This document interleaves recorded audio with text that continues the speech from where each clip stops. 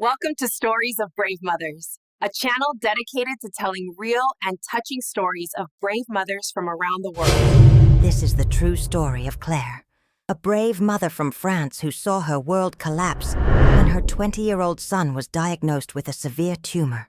With no resources, no time, and her son's life hanging by a thread, she made an unthinkable decision to give up the most sacred memory of her wedding in a desperate attempt to save the boy she once cradled in her arms. What happens next will break your heart and reignite your faith in all that is good in humanity.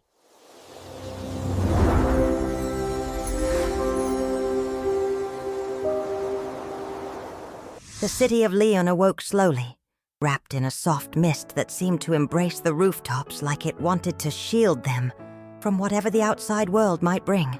In one of the oldest alleys of the Croix-Rousse neighborhood, in a modest brick house with peeling walls, lived a brave mother named Claire Dubois.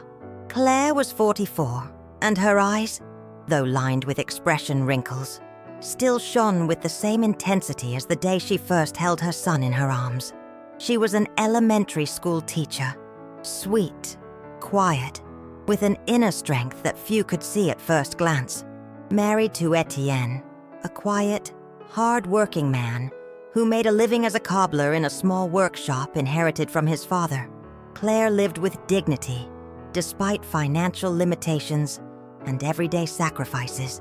But what truly gave meaning to her existence was her son, Louis. Having just turned 20, Louis was a mechanical engineering student at the University of Lyon. Always intelligent and dedicated, the kind of young man who looks you in the eye when he talks and says, "Thank you for everything." Louis was the kind of son who makes you believe the world still has a chance. It was late autumn, when golden leaves started carpeting the city sidewalks, that Claire noticed something unusual in her son's behavior. Louis began complaining about persistent back pain. At first, everyone thought it was just exam stress or too many hours sitting while studying. But the pain worsened. Then came the nausea, and then the dizziness. Claire, with the instinct only a brave mother has, knew something wasn't right.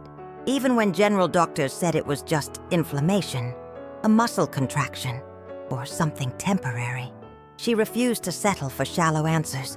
Her intuition screamed. She knew her son like no one else. Determined to dig deeper, she pushed for more thorough exams, even if it meant delaying some bills that month. She began selling small household items, an old lamp inherited from her mother, books she loved, kitchen utensils. Every cent was saved to pay for lab tests the public system would take months to authorize. It was after a rushed private MRI, done at a small clinic, that the news came, shattering the ground beneath her feet. Louis was diagnosed with a rare spinal cord tumor, already in an advanced stage. The doctor, with a controlled look and measured words, explained that it was an aggressive condition and treatment needed to begin immediately. Chemotherapy, radiotherapy, and if possible, a high-risk and extremely expensive surgery that could only be performed at a specialized center in Marseille. Claire didn't cry in front of the doctor, nor in front of her son, not even in front of her husband. She just nodded, squeezed Louis's hand tightly, and walked out of the room with a shattered heart, but a steady soul. It felt like lightning had struck through her body, but she remained standing. On the way home, her thoughts came like an avalanche. How would they pay for the treatment? How much time did they have? What would happen if they couldn't raise the money? Louis, on the other hand, tried to minimize it, said it would all be okay, that he was strong, that he trusted the doctors. But Claire saw the fear in his eyes, the anguish hiding behind forced smiles, and that broke her more than the diagnosis itself. That night, after everyone was asleep, Claire went down to the basement. She turned on the weak light that barely illuminated the room and walked to the old wooden chest that held memories from distant times. Inside were wedding photos, old letters, Louis's first tiny shoe, and at the bottom of the chest, carefully wrapped in a white cloth yellowed by time, was her wedding dress. That dress was more than just a piece of clothing. It was a symbol of dreams, promises, of a love that had weathered life's storms. It was handmade by her grandmother, with delicate French lace, and worn only once. The day she said yes to Etienne in a small countryside church, with a heart full of hope. Claire stayed there for what felt like hours, holding the dress to her chest, as if embracing her younger self. She cried, silently, her head resting on her shoulder, as if listening to an old song that played only in her memory. And then she made the hardest decision of her life. The next day, while Etienne was at work and Louis tried to study to distract himself, Claire took the dress to a fine antique shop downtown. It was a place she knew from passing by, where collectors and designers occasionally sought unique pieces. The owner, an elegant woman named Madame Rousseau, examined the dress with careful, high-emotional eyes. "This dress is a work of art, my dear. Are you sure you want to sell it?" she asked, gently touching the lace. Claire took a deep breath.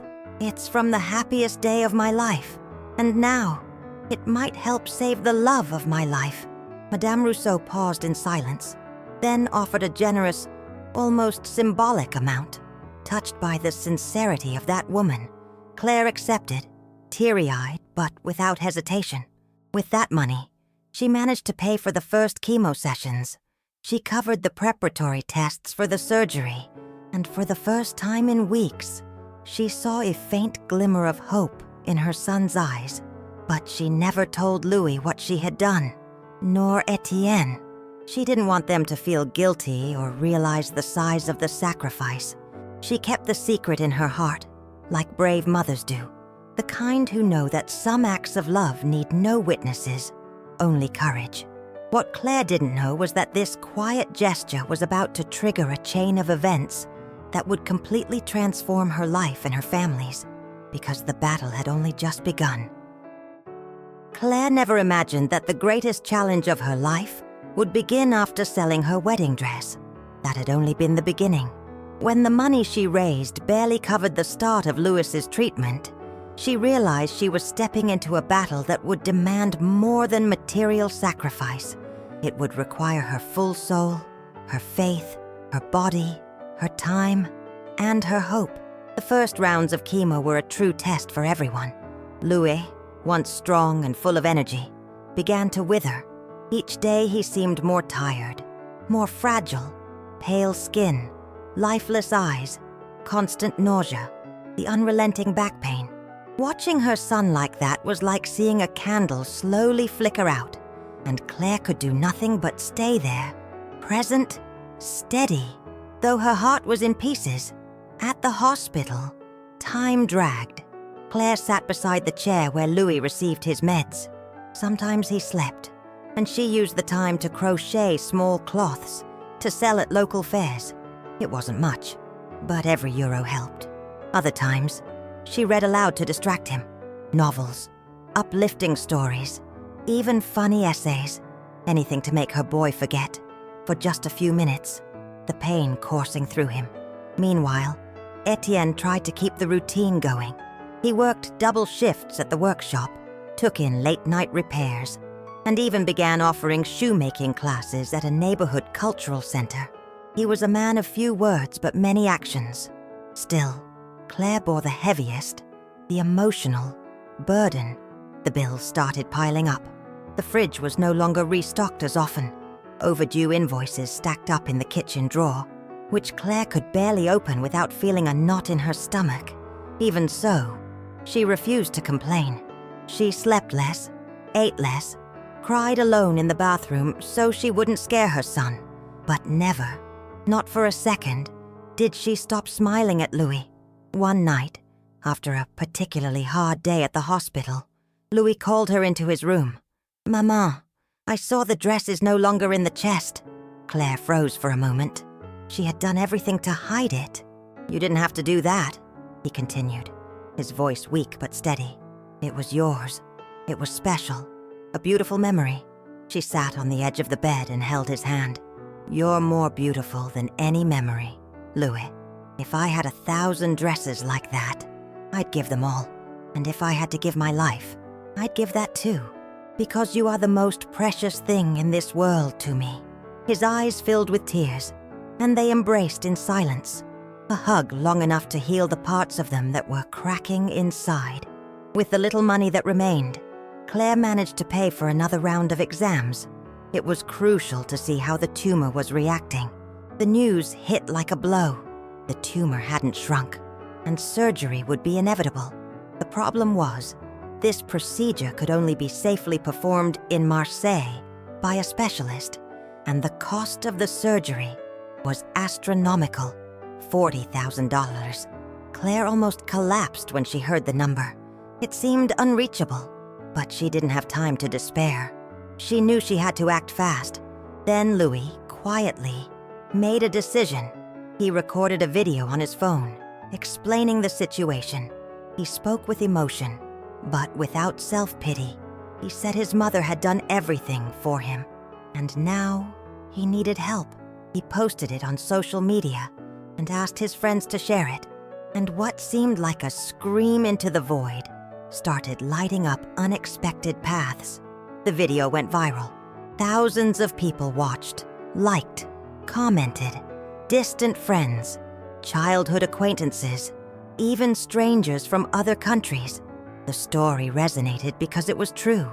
It was raw, real, and showed a brave mother willing to give up something so symbolic, her wedding dress, to save her son.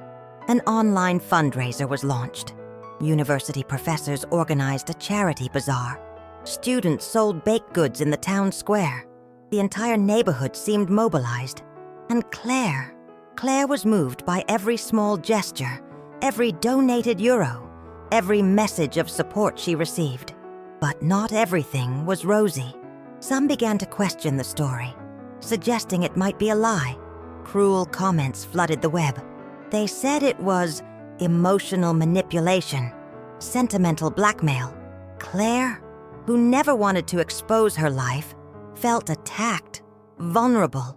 She cried like she hadn't in a long time, but she pressed on.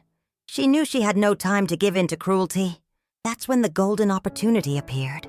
A nurse from Louis's hospital saw the video and shared it with a friend, a renowned neurosurgeon from the clinic in Marseille. The doctor was touched, reviewed the scans, and personally called Claire, saying he would do the surgery. But it needed to happen within 3 weeks. They were still halfway short of the goal.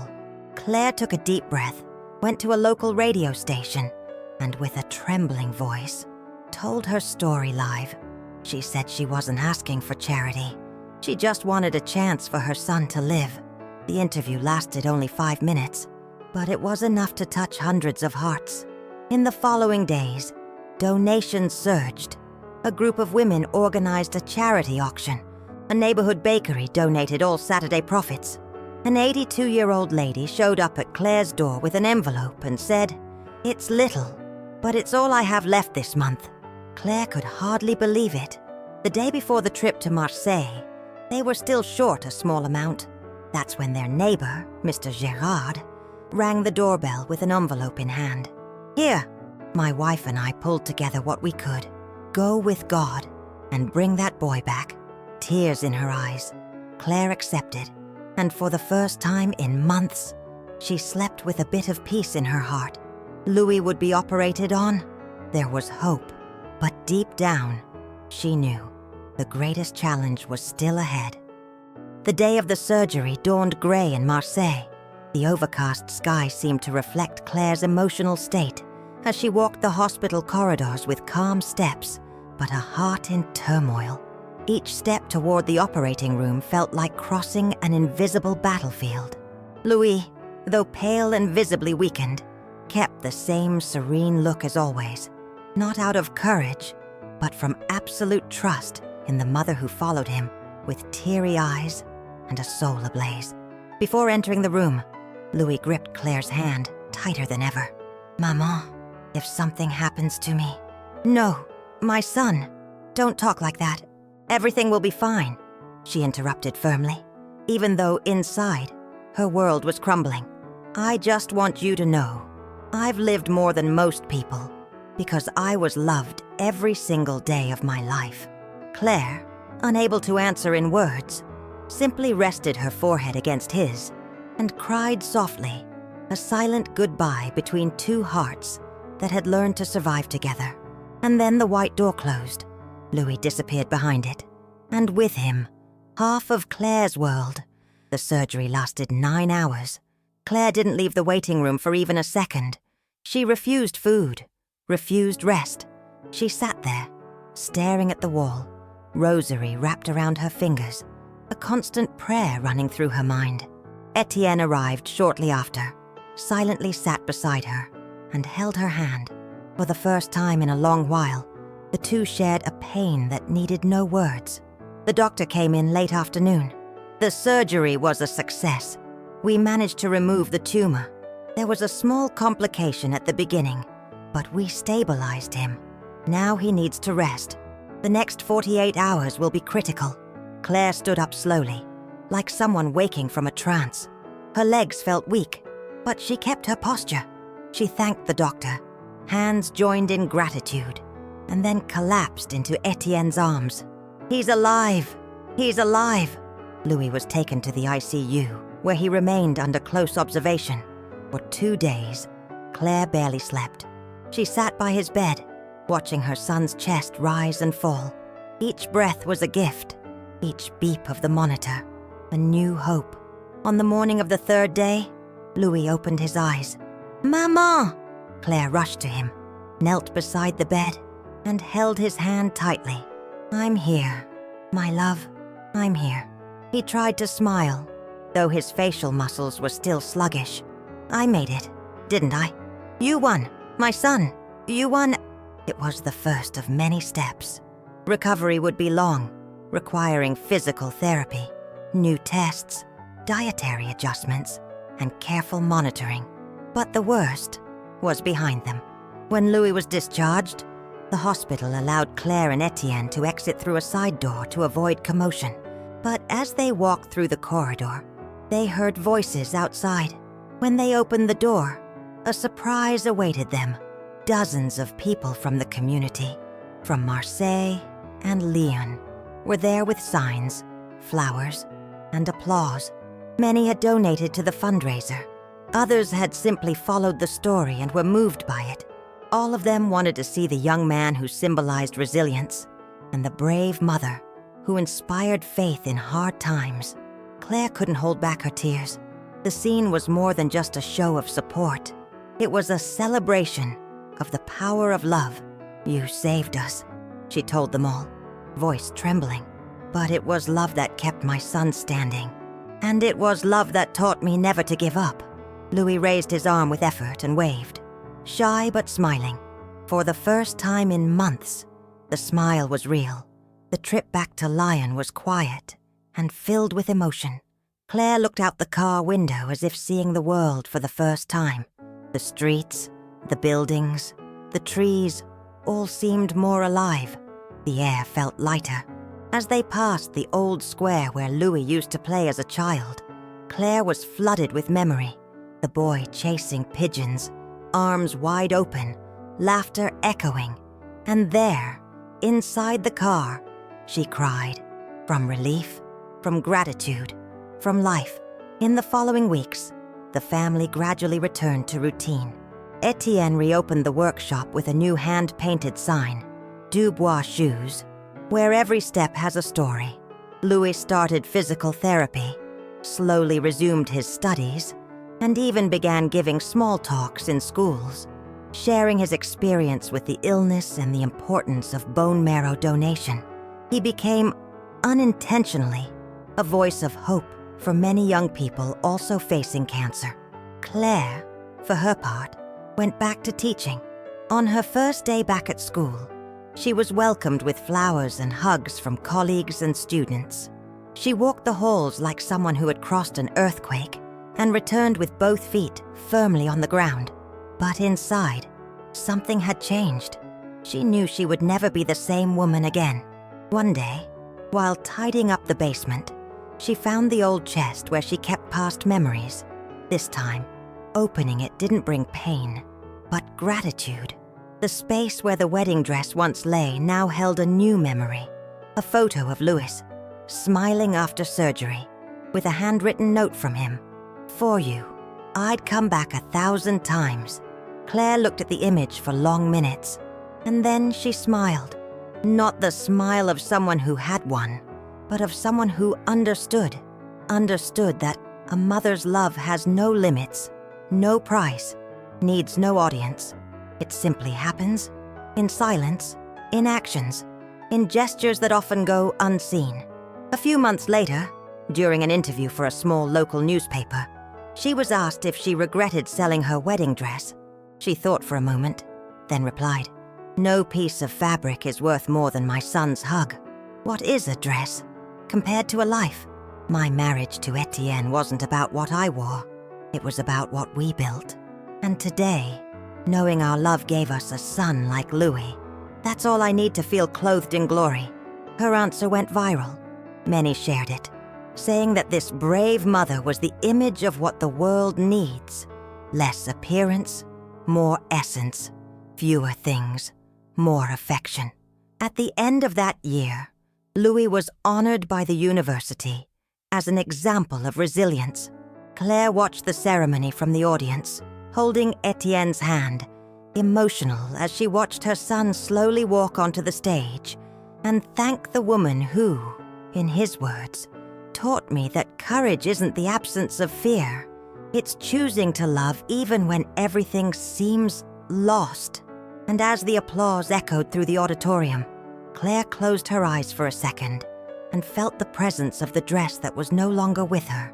Not as an absence, but as a symbol, because in that moment, she realized that what she wore wasn't fabric. It was faith, strength, the kind of love that moves mountains. Life didn't go back to how it was. It became something greater. Because once you cross the valley of pain for someone you love, you never come back the same.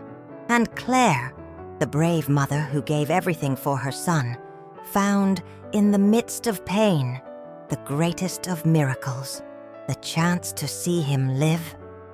If this story touched your heart the way it touched ours, don't forget to subscribe to the Stories of Brave Mothers channel. Every video is a tribute to the kind of love only a mother can give. Like, share with someone who needs to believe in the power of love again, and help us spread these inspiring stories even further. Because deep down, we all have, or know, a brave mother, and they deserve to be remembered, celebrated, and loved.